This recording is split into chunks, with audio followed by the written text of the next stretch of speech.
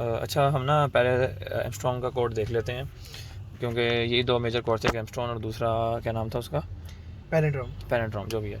तो ये दो कोड में लोगों को इशू आ रहा था, तो मैंने कहा पहले वो दोनों कोड देख लेते हैं। अब इसमें ये सीन है, सबसे पहले तो इंक्लूड आई स्ट्रीम आ गया, ये तो सबको पता है सेम है। यूजिंग FSTD आ गया, और इंक्लूड सी मैथ आ गया। सी मैथ हमने पावर फंक्शन को यूज़ करने के लिए डाला है, तो बस ये भी डालना है। आगे इंट मेन के बाद स्टार्ट हो गया। सबसे पहले हम इंटीजर्स डिक्लेयर कर लेते हैं। हमने इंटीजर्स डिक्लेयर किया, पहले इंटीजर आ गया नंबर, जो कि नंबर हम उससे यूज़र से लेंगे। हमने ऐसा एमस्ट्रॉन्ग नंबर से पहले हम देख लेते हैं होता क्या है। एमस्ट्रॉन्ग नंबर होता ये है कि आप कोई भी नंबर लो, कोई भी नंबर है, फर्स्ट करो हमारे पास 153 है। ये जो नंबर है, हम इसके पहली बात तो ये टोटल डिजिट इसके 3 डिजिट नंबर है। ये नंबर के हर डिजिट की उसके नंबर के काउंट नंबर जितने फर्स्ट करो 153 है, तो हम क्या करेंगे 1 की पावर 3 प्लस 5 की पावर 3 प्लस 3 की पावर 3, जो आंसर आए वो वही नंबर हो, यानी कि 153 हो। मतलब इसके हर डिजिट की पावर ले लें हम, अगर टोटल नंबर ऑफ डिजिट जिसके हैं, मतलब 3 की पावर भी 3 ले लें, 5 की पावर 3 ले लें, 1 की पावर 3 ले लें, तो जो आंसर आए वो वही नंबर हो, तो हम उसको कहेंगे एमस्ट्रॉन्ग नंबर। जिस तरह फर्स्ट करो अगर हम ले लेते हैं रैंडम 1756, तो हमें इसको एमस्ट्रॉन्ग नंबर बनाने के लिए ये करना होगा कि हम लें 1 की पावर 4 प्लस 7 की पावर 4 प्लस 5 की पावर 4 प्लस 6 की पावर 4। अगर इस सब को ऐड करने के बाद 1756 ही आ गया, तो फिर जाके एमस्ट्रॉन्ग नंबर होगा। इसी तरह हम 153 की एग्जांपल ले रहे हैं, क्योंकि एमस्ट्रॉन्ग नंबर है, तो हमने चेक ये करना है। हम असल में एमस्ट्रॉन्ग नंबर के कोड में करना है, ये यूज़र से इनपुट लेनी है। नंबर को यूज़र कोई भी दे सकता है, 153 दे सकता है, 154 दे सकता है, कुछ भी नंबर दे सकता है। हमने उसको चेक करना है, और हमने चेक करना है कि उसकी एक एक वेरिएबल की पावर उस टोटल नंबर के डिजिट्स के बराबर लें, तो वो उसको ऐड करके वही नंबर आता है कि नहीं आता। तो ये उसका कोड है। सबसे पहले हम ले लेंगे इंटीजर्स, इनिशियलाइजेशन करवा लेंगे। इसमें पहला आ गया नंबर, जो कि नंबर इटसेल्फ है, जो कि हम यूज़र से लेंगे। यहाँ पे देखें, यूज़र से हमने सीन किया हुआ नंबर को, हम यूज़र से नंबर की वैल्यू लेंगे ताकि हमें पता चले कि उस नंबर एमस्ट्रॉन्ग है कि नहीं, जिसको हमने चेक करना है। फिर हमने एक और वेरिएबल डिक्लेयर करवा दिया, ओरिजिनल नंबर। ओरिजिनल नंबर को हम ऐसा यूज़ करेंगे एज अ वेरिएबल के, मतलब हमारी जो ओरिजिनल नंबर की वैल्यू है, जो कि हमने नंबर मिली हुई है, वो ख़राब ना हो जाए। हम इस पर सारे फंक्शन यूज़ करेंगे। पहले हम इसको इसमें शो करवाएंगे, वो आगे समझ आ जाएगी। एक रिमाइंडर ले लिया हमने, जिसको हम रिमाइंडर के तौर पर यूज़ करेंगे। एक रिजल्ट ले लिया, और एक एन ले लिया। एन टोटल हमारे पास क्या होगा, जितने नंबर ऑफ डिजिट्स हैं, यानी कि ये 4 नंबर ऑफ डिजिट्स है, ये 3 नंबर ऑफ डिजिट्स हैं। अब हमारा सबसे पहले कोड स्टार्ट हो रहा है यहाँ से, किस तरह का, हाँ, सी आउट एंटर इंटीजर। हम यूज़र से कह रहे हैं कि इंटीजर लिखो, जिसको हमें चेक करना है कि वो एक एमस्ट्रॉन्ग नंबर है कि नहीं है। यूज़र हमें नंबर दे देता है सी इन करके, जो भी नंबर उसने दिया। अब वो 3 डिजिट भी हो सकता है, वो 4 डिजिट भी हो सकता है, वो 2 डिजिट भी हो सकता है, वो कोई भी नंबर हो सकता है। हमारा सबसे पहला काम ये है, हम उसको चेक करेंगे वो कितने डिजिट नंबर है। रीज़न ये है कि हमें ये पता होगा कि वो कितने डिजिट नंबर है, तो फिर ही हम चेक कर सकते हैं कि वो एमस्ट्रॉन्ग नंबर है कि नहीं है, क्योंकि हमें उसकी पावर भी उसके नंबर जितनी लेनी होती है। हमारा यहाँ पे काम ये है कि हम चेक करेंगे कि चेक नंबर ऑफ डिजिट्स। हमें चेक ये करना है कि टोटल नंबर ऑफ डिजिट्स कितने हैं, जो भी यूज़र से हमने इनपुट लिया है। उसके लिए पहला हमारे पास लूप आ जाएगा, ये पहला वाला, जो भी यहाँ से लूप स्टार्ट हो रहा है, यहाँ पे एंड हो रहा है, हमारे पास ये वाला लूप आ जाएगा। सबसे पहले हम ये कर रहे हैं, original number is equal to number. Number हमने उससे इनपुट लिया था, नंबर है, एक ओरिजिनल नंबर है। दो वेरिएबल्स जो आपस में बहुत बार स्वैप होंगे। रीज़न ये है कि हमारे पास जो नंबर है, जो हमने एक्चुअल में सीन किया है, हम उसकी वैल्यू खोना नहीं चाहते। तो हम हर बार नंबर को ओरिजिनल नंबर में स्टोर करवा के ओरिजिनल नंबर पे सारा कोड अप्लाई करेंगे। जो भी आंसर आएगा वो हम यूज़ कर लेंगे आगे, और नंबर वैसे ही वैल्यू पड़ी रहेगी। इसलिए हम सबसे पहले लिख देते हैं original number is equal to number. अब ओरिजिनल नंबर में नंबर की वैल्यू स्टोर हो गई है। अब हम ओरिजिनल नंबर को जो मर्जी चेंज कर लें, नंबर की वैल्यू हमारे पास सेव है। फिर हम आगे लूप लगा देते हैं, वाइल लूप लगा देते हैं। हमने चेक ये करना है टोटल नंबर ऑफ डिजिट्स कितने हैं, तो हम वाइल लूप लगाएंगे। While original number is not is equal to 0, तो वो ओरिजिनल नंबर को 10 के साथ डिवाइड करता रहे। ठीक है। अब हमारे साथ ये पहली बात तो ये हमें ये भी पता है कि ये सब इंटीजर्स हैं। इंटीजर्स हैं तो हमारे पास सारी पॉइंट्स की वैल्यूज डिस्कार्ड होती रहेंगी। तो हम फर्स्ट करो, उसने यहाँ पे हमें सीन लिया था 153, यहाँ पे हमने उससे सीन लिया, उसने सीन दे दिया 153। अब हमने उसको आगे यहाँ पे यूज़ करना है। सबसे पहले हमारे पास यहाँ पे आ गया 153। अब वाइल लूप ने चेक किया कि वो 153 इज इक्वल टू 0 तो नहीं है। अगर नहीं है तो फिर वो उसको क्या करेगा, ओरिजिनल नंबर डिवाइड बाई 10। तो ओरिजिनल नंबर को कर देगा डिवाइडेड बाई 10। तो हमारे पास ओरिजिनल नंबर, हम इसको इस तरह ले लेते हैं, तो हमारे पास ये वैल्यू आ जाएगी 153 डिवाइड बाई 10। तो ये क्या आ जाएगा, 15.3 जो आगे आएगा वो डिस्कार्ड हो जाएगा, क्योंकि ये एक इंटीजर है। 15 आया और n+1 कर दिया। n शुरू में हमारे पास 0 था, तो n हमारे पास इसमें आ गया 1।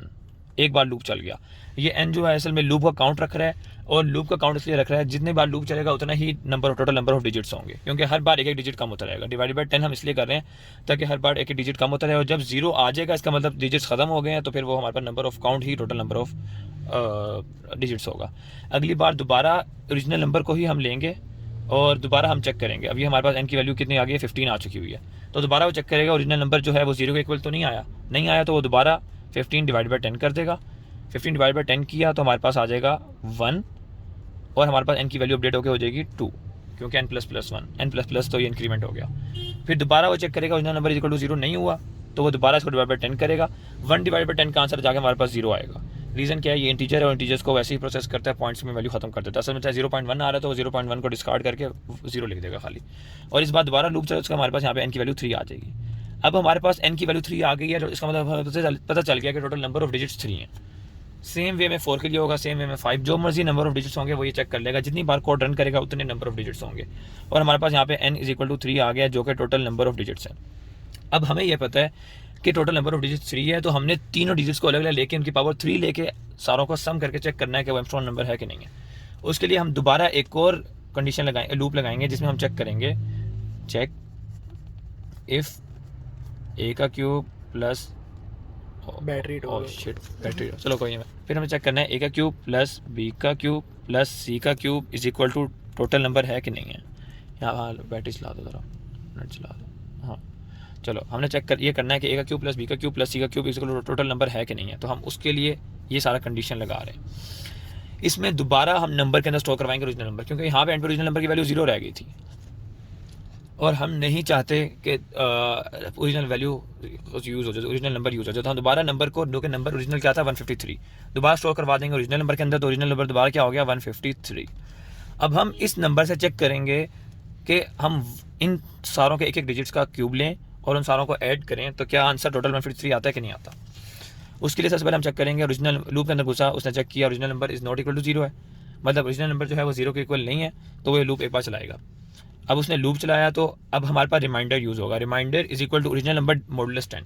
अब मॉडुलस का सबको पता ही होगा कि मॉडुलस में क्या सीन होता है कि वो बारी बारी सबका रिमाइंडर लेता रहता है। तो अब वो हम सब पहले स्टार्ट करेंगे 153 मॉडुलस जब 10 लिया तो हमारे पास आंसर ये आ जाएगा 3, जो कि 153 का लास्ट डिजिट है। ठीक है, तो हमने सबसे पहले मॉडुलस का ओरिजिनल नंबर का रिमाइंडर लिया, तो हमारे पास आंसर आ गया उसका last digit, remainder is equal to last digit. अब हमने क्या करना है, रिजल्ट के अंदर उस लास्ट डिजिट को ऐड करवा देना है उसकी पावर लेके, और उसके लिए क्या हमारे पास नेक्स्ट एक्सप्रेशन आ जाती है, result plus is equal to power of remainder multiply by power n, जो कि n हमारे पास 3 आ चुका हुआ है क्योंकि वो टोटल नंबर ऑफ डिजिट्स थे। तो वो इस लाइन में वो क्या करेगा, सबसे पहले वो पावर लेगा रिमाइंडर की वैल्यू क्या थी 3 थी, जो कि लास्ट था, और इसकी पावर ले लेगा पावर n, जो कि खुद भी 3 था, तो वो ये ले लेगा और वो इसको ऐड कर देगा रिमाइंडर के अंदर, रिजल्ट के अंदर वो इसको ऐड कर देगा।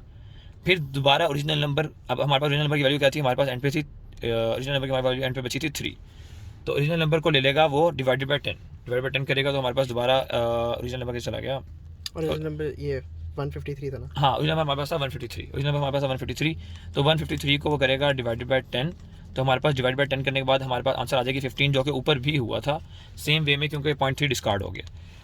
हम ये इसलिए कर रहे हैं ताकि हमारे पास हर बारी अगली बार एक एक वेरिएबल कम होता रहे, और हम अगली बार एक एक डिजिट कम होता रहे, हम अगली बार अगले डिजिट की पावर लें, अगली बार अगले डिजिट की पावर लें, क्योंकि अब इस बार क्या होगा 153 में से 3 हट जाएगा और 15 के लिए दोबारा लूप वर्क करेगा, 15 को दोबारा चेक करेगा, 0 के इक्वल नहीं है तो वो दोबारा लूप वर्क करवाएगा। 15 क्योंकि 0 के इक्वल नहीं है तो वो दोबारा लूप के अंदर घुसेगा और सेम वे में दोबारा चलेगा। अब वो 15 का मॉडुलस लेगा 10 के साथ, और फिर हमारे पास आंसर आ जाएगा 5, जो कि हमारे पास सेकंड डिजिट है, 5 आ गया। अब वो 5 को चेक करेगा, अब वो 5 का लेगा result is equal plus is equal to power remainder की पावर 5, तो अब वो 5 की पावर 3 लेगा और वो उसको ऐड कर देगा रिजल्ट के अंदर। ये एक्सप्रेशन आई गेस सारों को पता ही होगी, प्लस इज इक्वल टू मतलब ये होता है पहले उसको ऐड करे और उसको ऐड कर दे और उसी के अंदर उसकी वैल्यू अपडेट कर दे ओवर ऐड करने के बजाय। तो पहले हमारे पास वैल्यू 3 का क्यूब, तो उसके अंदर वो ऐड करवा देगा 5 का क्यूब। अब हमारे पास एंड पे बचा हुआ है 15 का हमने 5 का आ गया। अब दोबारा ओरिजिनल नंबर हमारे पास बचा था 15 को दोबारा डिवाइड बाय 10 करेगा तो हमारे पास आंसर आ जाएगा खाली फर्स्ट डिजिट, जो कि है 1। अब 1 आ गया। अब हम 1 को दोबारा इसमें लूप में वर्क कराएंगे, लूप 10 के इक्वल नहीं है, तो दोबारा वो 1 के साथ मॉडुलस लेगा 10 का। 1 मॉडुलस 10 आया, जिसका हमारे पास आंसर क्या चला गया, 1 मॉडुलस 10 लेगा, तो हमारे पास दोबारा 1 का जो आंसर आएगा वो आ जाएगा 1 नहीं खुद ही, क्योंकि 10 के साथ उसका मॉडुलस कुछ भी नहीं बचता, तो हमारे पास रिमाइंडर 1 ही बचेगा। रिमाइंडर 1 बचा, तो अब वो क्या करेगा, result plus is equal to power remainder power, तो सेम वे में वो 1 की पावर ले लेगा 3 और उसको ऐड करवा देगा रिजल्ट के अंदर, जो कि ये था। तो यानी कि 1 का क्यूब प्लस 3, 5 का क्यूब प्लस 3 का क्यूब। तो मतलब ये सिंपल सी ये है कि इस पूरे लॉजिक में वो उसका एक ही काम है कि वो बारी बारी एक एक डिजिट को ले और उसकी पावर वो ले ले जितने टोटल नंबर ऑफ डिजिट्स हैं और उनको ऐड करवाता रहे। आई गेस इस सारों को देखने के बाद समझ आ जाएगी, वैसे मैं कोड भेज दूंगा। तो इसमें उसका सिर्फ इतना सा काम है, सबसे पहले वो लास्ट डिजिट लेगा, उसको वो चेक करेगा, नहीं होगा उसका वो चेक करेगा, उसकी पावर लेगा, उसको ऐड करेगा और लास्ट डिजिट को डिस्कार्ड करवा देगा डिवाइड बाई 10 करके, और दोबारा उसको पिछले डिजिट के अंदर दोबारा घुसवा देगा लूप के अंदर, जब तक कि वो आंसर 0 ना आ जाए। अब ये जिस तरह एंड पे 1 बचा था, 1 को डिवाइड बाई 10 किया तो आंसर 0 बचा, 0.1 जो कि डिस्कार्ड होकर 0 हो गया। दोबारा चेक करके 0 नहीं है तो फिर वो रोक देगा।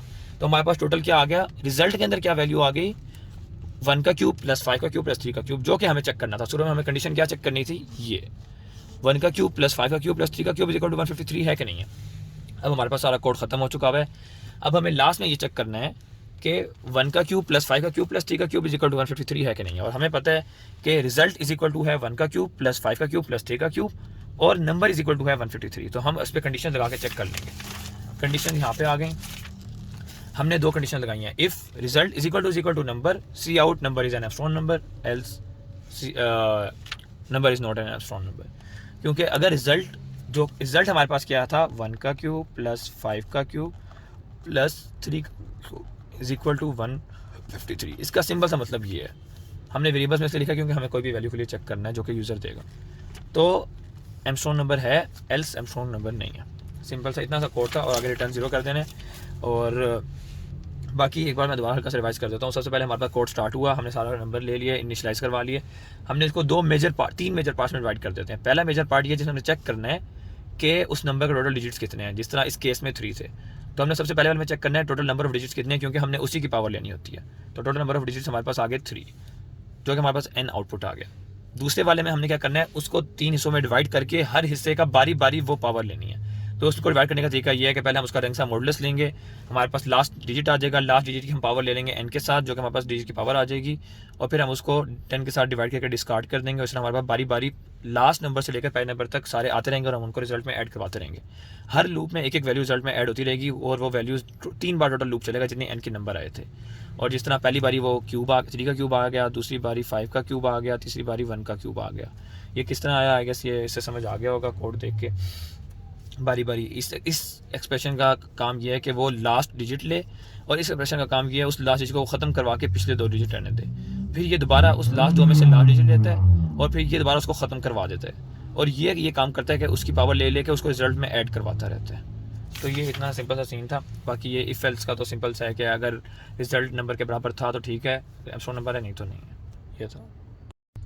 अच्छा, पैलिंड्रोम नंबर ना ऐसा नंबर होता है जो कि फॉरवर्ड भी सेम होता है, रिवर्स भी सेम होता है। जैसे 121 फॉर एग्जांपल है, 121 को उल्टा करेंगे तब भी वो 121 ही रहेगा, उसके कोई चेंज नहीं आता उसके अंदर।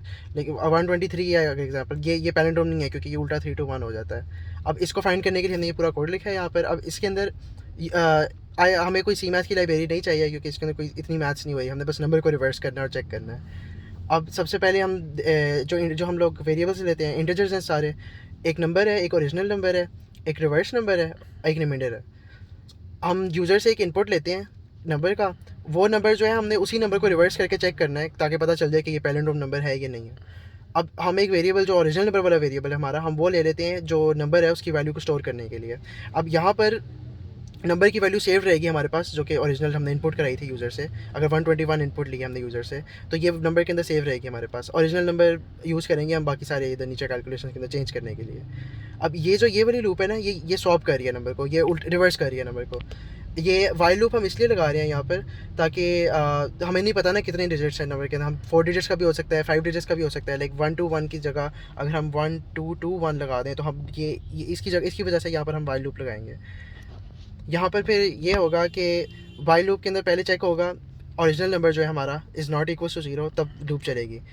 ये चेक आगे यहाँ जाके जाके पता चलता है क्यों लगा हुआ है। यहाँ पर रिमाइंडर वाला जो वेरिएबल है उसके अंदर ओरिजिनल नंबर mod 10 अगर लगाए हम, तो अगर 1 to 1 है एग्जांपल, तो इसके अंदर से सिर्फ हमारे पास जो 1 है ना वो हमारे पास रिमाइंडर के अंदर स्टोर हो जाएगा। अब 1 रिमाइंडर के अंदर स्टोर हो गया, हमारे पास लास्ट डिजिट जो था। अब उसको हम सॉल्व करेंगे, सॉल्व करने के लिए हम रिवर्स वाला वेरिएबल इंटू 10 करेंगे। रिवर्स शुरू में 0 है रिवर्स की वैल्यू, तो यहाँ पर ये 0 ही रहेगा। प्लस रिमाइंडर करेंगे तो यानी जो रिवर्स वाला वेरिएबल है उसके अंदर ये जो 1 वाली वैल्यू जो हमारे पास आई थी ऊपर रिमाइंडर के अंदर, ये स्टोर हो जाएगी रिवर्स वाले इसके अंदर।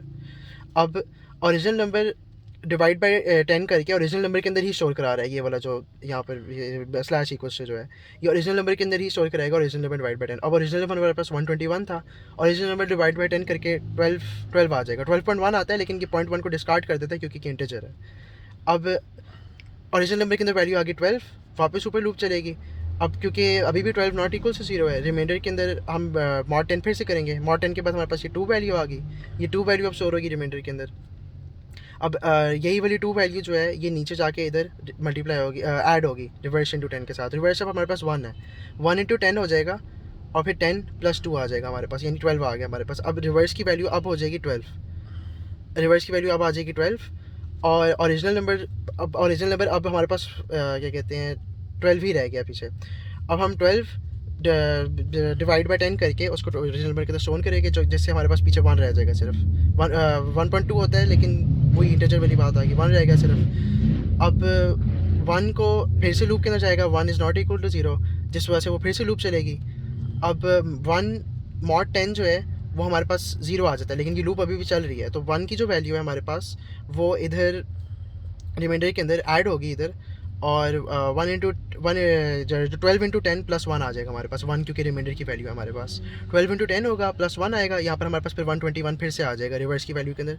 रिवर्स की फाइनल वैल्यू जो है हमारे पास आ जाएगी 121।